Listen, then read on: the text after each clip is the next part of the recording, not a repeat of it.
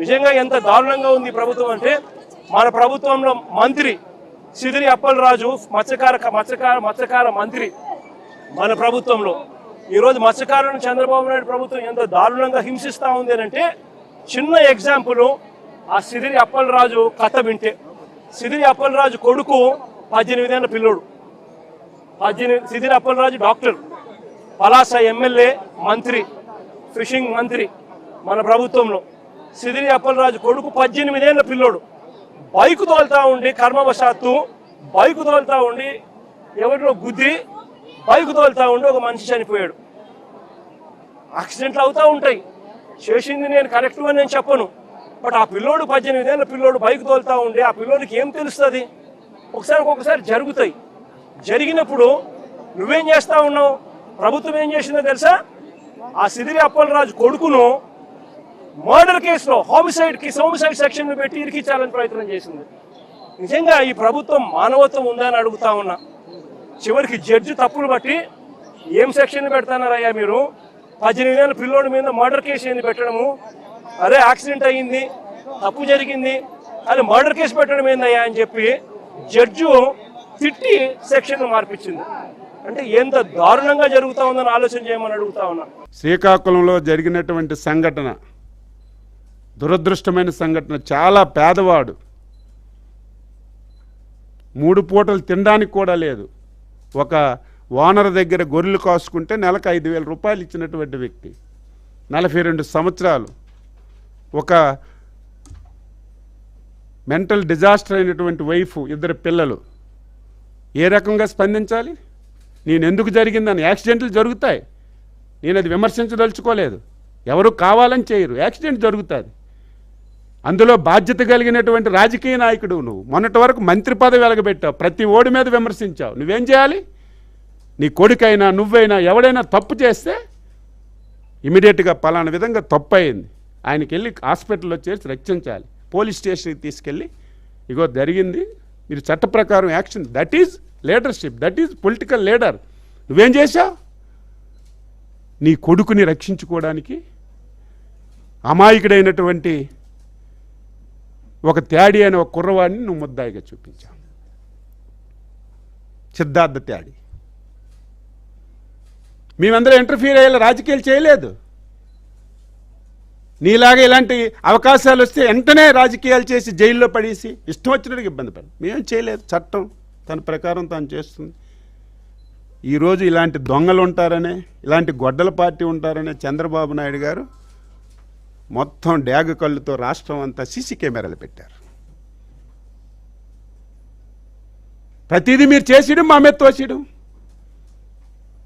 గుడ్డ కాల్చి మా మీద పడేయడం, ప్రతిదీ అంతే. ఇక నుంచి నువ్వు తప్పించుకోలేవు. ఇది తప్పించుకోవాలని ప్రయత్నం చేశావు. వెంటనే ఎస్పీ గారు సీసీ కెమెరాలు మొత్తం చూశారు. ఎప్పుడు గుద్దారు, ఎక్కడ చనిపోయారు, ఎక్కడ పడారు, ఏమైంది, మొత్తం వాస్తవాలన్నీ బయట వచ్చాయి. ముందు కొడుకు కంటే తండ్రే పెదం ముద్దాయి ఉండాలి.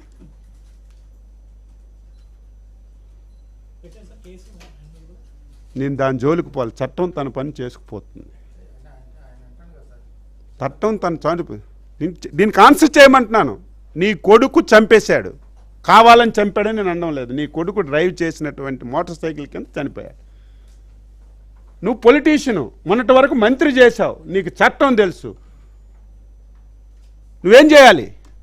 వెంటనే తీసుకెళ్ళి నా కొడుకు అనుకోకుండా మోటార్ సైకిల్తో గుద్దీశాడు, చనిపోయాడు. ఇమీడియట్గా పేషెంట్ని రక్షించడానికి ప్రయత్నం చేయాలి. రక్షించలేదు, ఒక తుప్పల్లో పడేసి వెళ్ళిపోయాడు, ఇమీడియట్గా చనిపోయాడు. వీళ్ళు మా గురించి మాట్లాడుతున్నారు, బాధ్యతాయుతమైనటువంటి ఈ ప్రభుత్వం గురించి మాట్లాడుతున్నారు, చంద్రబాబు నాయుడు గురించి మాట్లాడుతున్నారు. మేము పలకరించిన వాళ్ళమైన మాట. నీకు సిగ్గుందా? ఆ మాట్లాడే నైతిక హక్కు ఉందా? చంద్రబాబు నాయుడు ప్రభుత్వంలో విపత్తు వస్తే అరగంటలో 1/2 నిమిషంలో ఉన్నటువంటి వ్యక్తులు అందరం ఉన్నాం. ఎవరూ వెళ్ళలేదంట.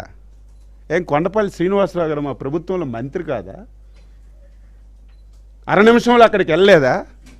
రెండో రోజు ఎంక్వైరీలన్నీ తర్వాత ముందే డబ్బిద్దామని నా సహచరుడు మత్స్యకార మంత్రి కొల్లు రవీంద్రకి చెక్కులు ఇచ్చి విశాఖపట్నం పంపించి ఫ్యామిలీస్కి పలకరించి వాళ్ళకి చేతుల్లో వచ్చి, నీ కళ్ళు కనబడవా? నీ పేపర్లు, నీ టీవీల్లో ఆ విషయాలు ఏం తెలియవు నీకు? ఇష్టం వచ్చినట్టు మాట. ఎవడూ రాలేదు, ఎవడూ పట్టించుకోలేదట. పోనీ నీ హయాంలో నువ్వు అధికారం ఉన్నప్పుడు ఏదో జరిగిన సంఘటనకి అంశాల మీద వెళ్ళి నువ్వు అన్నీ పలకరిస్తే ఈరోజు మాట్లాడితే దానికి అర్థం ఉంది. నువ్వు అధికారం ఉన్నప్పుడు ఒక్కళ్ళనంటే ఒక్కళ్ళని పలకరించలేదు. ప్రతిపక్షంలో ఉన్నప్పుడు రాజకీయం చేయడానికి నువ్వు ప్రయత్నం చేస్తున్నావు. నిన్ను విడిచిపెట్టం, ప్రతిదీ వాస్తవాలు చెప్తావు. నేను చెప్పింది ఈరోజు వాస్తవం అవునా కాదా? నీ హయాంలో నువ్వు ఎవరికైనా డబ్బులు ఇచ్చావా? నీ హయాంలో చనిపోతే ఎవరికైనా నువ్వు పలకరించావా? నేవీ ఉంది, కోస్ట్ గార్డ్ ఉంది, హెలికాప్టర్లు ఉన్నారు, ఇవన్నీ ఉన్నాయి. కనీసం వాళ్ళు ఏ ప్రాంతంలో ఉన్నారో తెలిస్తే అక్కడ గాలిస్తారు. మనం ఫ్యామిలీస్ కడుక్కొని వాళ్ళ దారి తెలుసుకొని అన్ని ప్రయత్నాలు చేసినప్పటికి కూడా మనం రక్షించుకోవాలి. ఇప్పటికీ కనిపించడం లేదు. ఇటువంటి సౌకుబారు విషయాలు ఎవరు నమ్మే పరిస్థితి లేదు. నీకొక ఛాలెంజ్ చేస్తున్నాను. నువ్వు నేనే కూర్చుందాం. ఇదేదో వీధి పోరాటాలు కాదు, లేకపోతే ఫోన్లో ఆన్లైన్ రా, మధ్యలో ఒక విలేకరు పెట్టు. ఏదో రోడ్డు మీదకి వచ్చి ఛాలెంజ్ చేసుకోవడం నాకు ఇష్టం లేదు. అభివృద్ధి గురించి చెప్పాలి, చేసినవి చెప్పుకోవడం మా ధర్మం. 2014-19 నష్టపోయాం. నువ్వు ప్రతిదీ మాట్లాడితే మేము ప్రేక్షకుల్లాగా చూసాం, సమాధానం చెప్పక. ఈసారి నీకు ఆ ఛాన్స్ ఇవ్వం, ప్రతి దానికి వాస్తవాలు చెప్తాం. నువ్వు ఇవ్వనటువంటి డబ్బులు మేము ఇచ్చామా లేదా? నువ్వు డీజిల్ సబ్సిడీ ఎగ్గొట్టిస్తే మేము ఇచ్చామా లేదా? ఈరోజు చనిపోయినటువంటి వెంటనే డబ్బులు ఇస్తున్నామా లేదా? ఈరోజు నెలకి సంవత్సరానికి 20,000 చొప్పున ఈరోజు బ్యాన్ పీరియడ్కి డబ్బులు ఇచ్చామా లేదా? మళ్ళీ పడవలు, బోట్లు ఇవన్నీ పునరుద్ధరిస్తున్నామా లేదా? నువ్వేం చేసావు? 5 సంవత్సరాల్లో కేవలం 10,000 రూపాయలు తప్ప ఇంకే పని ఇచ్చావు చెప్పు నువ్వు. మేము పట్టించుకోవడం లేదని మాట్లాడితే దీనికి ఏమనాలో నాకు అర్థం కాదు. చాలా బాధ, ఆవేదన. పచ్చి అబద్ధాలు, మాట్లాడితే అబద్ధాలు. 10 కిలోమీటర్లు అంటే నేను నాటికల్ మైల్స్ అంటే 10 కిలోమీటర్లు, నాటికల్ మైల్ అంటే కిలోమీటర్కి నాటికల్ మైల్కి సంబంధం తెలియకపోతే మాట్లాడితే నేను ఏమనాలి? కనీసం టీవీలో స్క్రోలింగ్ వచ్చింది కదా, మీ టీవీలో వేశారు కదా, విశాఖపట్నానికి 19 నాటికల్ మైల్స్ దూరంలో ఉన్నారని చెప్పి. 19 నాటికల్స్ మైల్స్ అంటే 10 కిలోమీటర్ల? చెప్పండి, మీరు ఆన్సర్ చెప్పండి. అంటే నోరు ఉంది కదా, ఒక టీవీ ఉంది కదా, నువ్వు పలకరింపుకి వెళ్ళినోడు ఏంటి? పలకరింపులకు మేము వెళ్ళడం లేదా? పలకరింపులు అంటే ఏంటి? సింపతి. నువ్వేంటి పలకరింపులు? దిగిన నుంచి పక్క నవ్వుకొని జేజేలు కొట్టుకొని పలకరింపులా? అంటే దీని అర్థం ఏంటి? నీ ముసుగేంటి? ఈ ముసుగులో నువ్వు రాజకీయం చేయడానికి ప్రయత్నం చేస్తున్నావు. తప్పనిసరిగా నేను ఎండగడతామని ఈ సందర్భంగా తెలియజేస్తూ, విఘ్నులైనటువంటి మత్స్యకార సోదరులు, సంఘాలు, ఒకసారి మీరు నేను చెప్పిన విషయాలన్నీ వినండి. గొడ్డల పార్టీ అధ్యక్షుడు చెప్పిన వినండి. ఏది వాస్తవం, ఏది అవాస్తవం. పని చేశాం కాబట్టి ధైర్యంగా చెప్తున్నాం. అన్ని రకాలుగా ఆదుకున్నాం కాబట్టి ధైర్యంగా చెప్తున్నాం.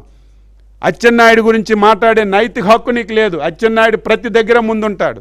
ఆ రోజు నాకు క్యాట్రాక్ట్ సర్జరీ అవ్వడం వల్ల నేను వెళ్ళలేకపోయాను.